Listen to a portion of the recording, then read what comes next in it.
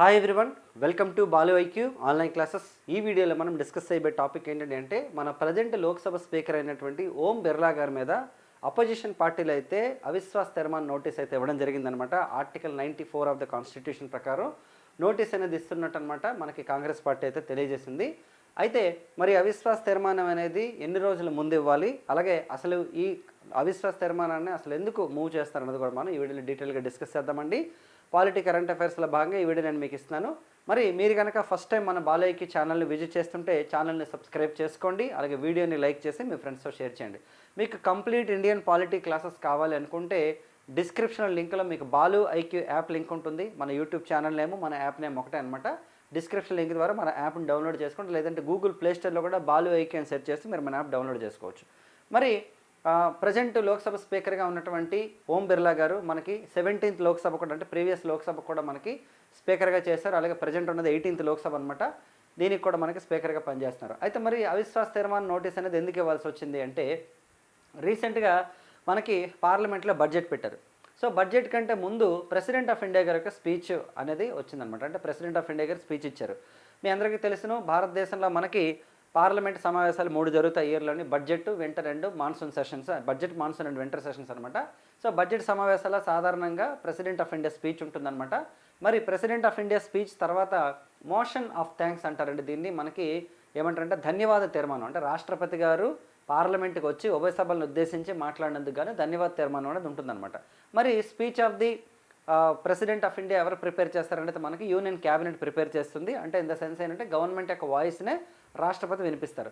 అయితే ఈ వాయిస్ మీద, అంటే మనకి రాష్ట్రపతి గారి స్పీచ్ మీద అనమాట మనకి ధన్యవాద తీర్మానం ఉంటుందండి. సింపుల్ మెజారిటీ ఉంటుందన్నమాట. అయితే ఈ ధన్యవాద తీర్మానం సందర్భంగా మన ప్రైమ్ మినిస్టర్ ఆఫ్ ఇండియా అనమాట మాట్లాడలేదు. అంటే ప్రధానమంత్రి గారు అనమాట ధన్యవాద తీర్మానం అనేది అయిన తర్వాత మాట్లాడాలి. యాక్చువల్లీ సాధారణంగా మాట్లాడతారు ప్రధానమంత్రి, కానీ ప్రధానమంత్రి స్పీచ్ లేకుండానే ధన్యవాద తీర్మానం క్లోజ్ అయిపోతుంది అనమాట. దీనికి గల కారణం ఏంటి అంటే, విపక్ష ఎంపీలు ఎవరైతే ఉన్నారో, అలాగే మహిళా ఎంపీలు ఎవరైతే ఉన్నారో వీళ్ళు ప్రధానమంత్రి మీద అటాక్ చేసే అవకాశం ఉంది అని చెప్పేసి స్వయంగా స్పీకర్ గారు అనమాట ఒక అనౌన్స్మెంట్ ఇచ్చారనమాట.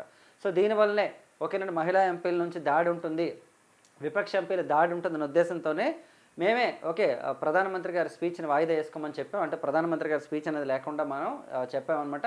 అందుకనే ప్రైమ్ మినిస్టర్ ఆఫ్ ఇండియా మాట్లాడలేదంటే దీని మీద కూడా విపక్షాలు బగ్గుమన్నాయన్నమాట.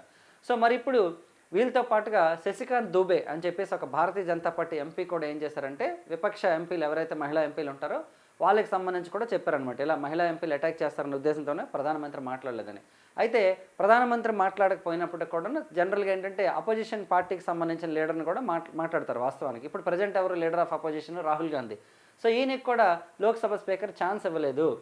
ప్రధానమంత్రి అయితే మాట్లాడలేదు. ప్రధానమంత్రి మాట్లాడకపోయినప్పటికి కూడాను అపోజిషన్కి అయినా సరే ఛాన్స్ ఇవ్వాలి కదా. మరి ఆ ఛాన్స్ మీరు ఎందుకు ఇవ్వలేదు? ఒకటి, ఛాన్స్ ఇవ్వలేదు.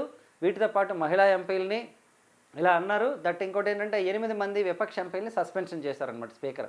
వీటన్నింటి కారణాల దృష్ట్యా డెమోక్రసీలో ఎవరైతే లోక్సభకి ఎలక్ట్ అయినటువంటి వ్యక్తులు ఉంటారో వాళ్ళందరికీ కూడా కొన్ని హక్కులు ఉంటాయి కదా, బట్ స్పీకర్ వీటిని పట్టించుకోవట్లేదని చెప్పేసి వీళ్ళు ఆరోపిస్తే ఏం చేశారంటే, దాదాపు 120 మంది ఎంపీలు అనమాట ఈ తీర్మానం మీద సంతకాలు చేసి లోక్సభ సెక్రటరీ జనరల్ అయినటువంటి ఉత్పల్ సింగ్ గారికి అనమాట నోటీస్ అయితే ఇవ్వడం జరిగిందనమాట. మరి సాధారణంగా ఏంటంటే లోక్సభ స్పీకర్ మీద అవిశ్వాస తీర్మానాన్ని మూవ్ చేయాలి అంటే article number 94 of the constitution ప్రకారం కనీసం 14 రోజుల ముందు, అంటే 2 వారాల ముందు అనమాట లోక్సభలో కనీసం 50 మంది అనమాట అవిశ్వాస తీర్మానం నోటీస్ని ఇస్తారనమాట.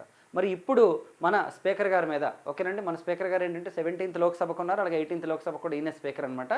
మరి ఈయన మీద వచ్చేసి 120 మంది ఎంపీలు ఇప్పటిదాకా సంతకాలు పెట్టారంటే ఇంకా దానికి సంబంధించిన డీటెయిల్స్ మనకు పూర్తిగా రావాలి. ఈ 120 మందిలో ఎవరెవరు అంటే కాంగ్రెస్ పార్టీకి సంబంధించినటువంటి ఎంపీలు ఉన్నారు, అలాగే సమాజ్వాదీ పార్టీ, అలాగే డిఎంకే, ఈ పార్టీలన్నీ కూడా అనమాట నోటీస్ అయితే ఇవ్వడం జరిగిందనమాట. ఎవరికి? లోక్సభ సెక్రటరీ జనరల్కి ఇచ్చారు. మీరు గుర్తుపెట్టుకోండి, లోక్సభకి సెక్రటరీ జనరల్ ఉంటారు, అలాగే రాజ్యసభకు కూడా సెక్రటరీ జనరల్ ఉంటారండి. ఓకేనండి, చాలా ఇంపార్టెంట్ ఈ డిజిగ్నేషన్ కూడాను. మరి ఈ నోటీస్ అనేది ఇచ్చారు కదా. మరి ఇప్పుడు ఒకవేళ కనుక అవిశ్వాస తీర్మానం కనుక మూవ్ అయితే అవిశ్వాస తీర్మానం మీద కనుక డిస్కషన్ కనుక జరిగితే ఏమవుతుంది నెక్స్ట్ అంటే, మనకి లోక్సభ స్పీకర్ మీద కనుక అవిశ్వాస తీర్మానాన్ని పెడితే ఫస్ట్ ఎందుకు పెట్టారన్నది క్లియర్ కట్గా వాళ్ళు చెప్తారనమాట. దాని మీద ఒక డిస్కషన్ ఉంటుంది. సుదీర్ఘమైనటువంటి చర్చ తర్వాత ఏం చేస్తారంటే ఓటింగ్ అనేది ఉంటుందన్నమాట. అయితే అక్కడ గుర్తుపెట్టుకోవాల్సిన విషయం ఏంటంటే, లోక్సభ స్పీకర్ మీద అవిశ్వాస తీర్మానం అనేది మూవ్ అవుతున్నప్పుడు లోక్సభ స్పీకర్ అనమాట అధ్యక్ష పదవిలో ఉండకూడదు, అంటే అధ్యక్ష హోదాలో ఉండకూడదు అనమాట. అంటే సభలో పార్టిసిపేట్ చేయొచ్చు, తను ఓటింగ్ వేయాలనుకున్నప్పుడు ఓటు వేయచ్చు, కానీ అధ్యక్ష పదవిలో ఉండకూడదు అనమాట. లైక్ ఏంటంటే ఆ చైర్లో ఎవరు ఉంటారంటే, ఓకే ఇప్పుడు ప్రజెంట్ మనకి డిప్యూటీ స్పీకర్ లేరు కాబట్టి ఎవరు ఉంటారంటే మనకి ప్యానెల్ స్పీకర్స్లో ఎవరో ఒకరు ఉంటారనమాట అధ్యక్షులుగాను.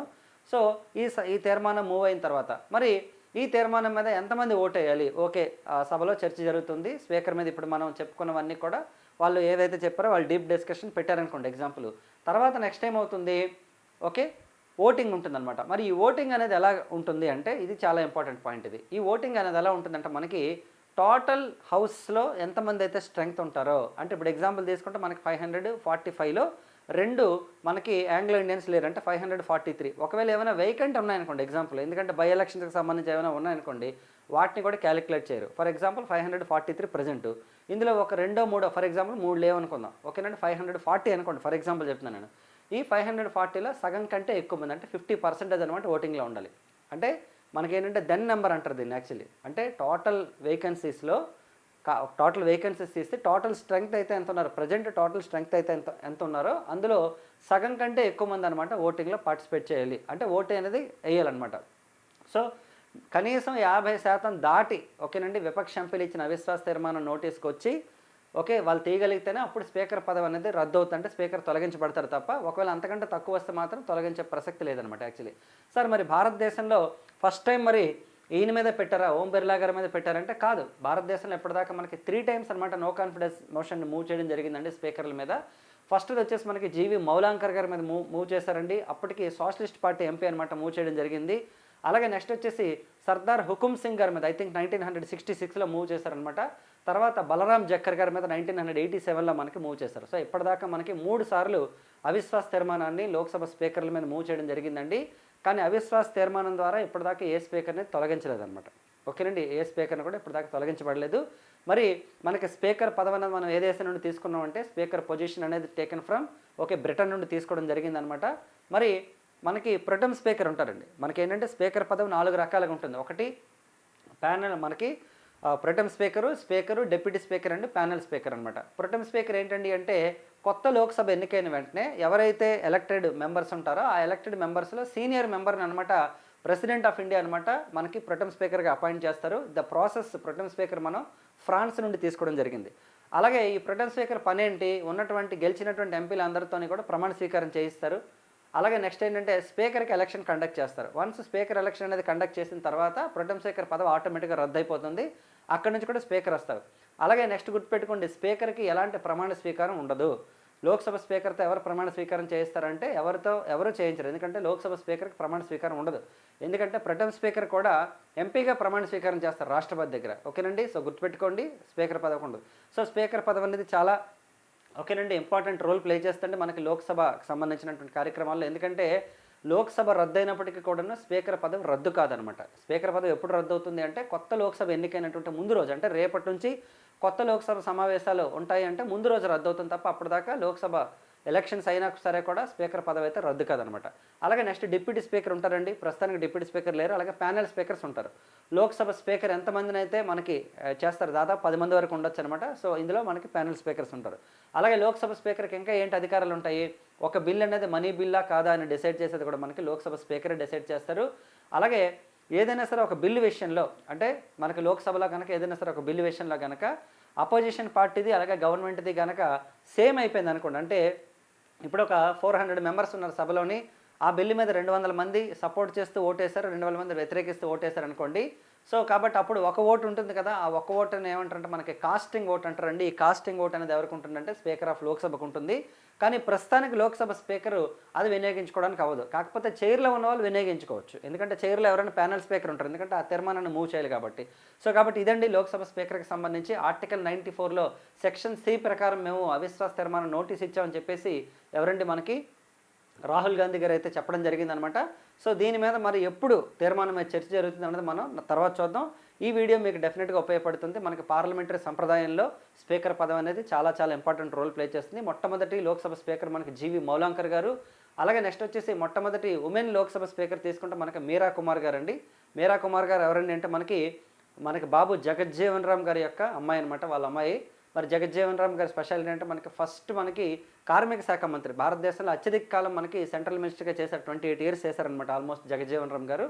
మరి వాళ్ళ అమ్మాయి అనమాట మనకి మీరా కుమార్ గారు. అంటే మీరా కుమార్ గారు వచ్చేసి మనకి బీహార్లో ససరాం నియోజకవర్గం నుంచి ఉన్నారు. సో ఇదంటే మనకి లోక్సభ స్పీకర్కి సంబంధించి. సో మరి అవిశ్వాస తీర్మానం మీద చర్చ జరిగినప్పుడు ఓకే ఎలాంటి డిస్కషన్ ఉంటుంది అవన్నీ కూడా మనం ఆ వీడియోలో మళ్ళీ డిస్కస్ చేద్దామండి. సో ఈ వీడియో కనుక మీకు నచ్చినట్లయితే, నా ఎక్స్ప్లెనేషన్ నచ్చినట్లయితే మన ఛానల్ని సబ్స్క్రైబ్ చేసుకోండి. అలాగే వీడియోని లైక్ చేసి మీ ఫ్రెండ్స్తో షేర్ చేయండి. అలాగే మన బాలుఐకి యాప్ని డౌన్లోడ్ చేసుకోండి. ఇలాంటి కరెంట్ పాలిటీ కంటెంట్ కూడా మీకు ఫుల్ ఫ్లెడ్జ్డ్గా అందులో చెప్పడం జరుగుతుంది. నెక్స్ట్ వీడియోలో మళ్ళీ కలుద్దాం. Thank you so much and wish you all the best.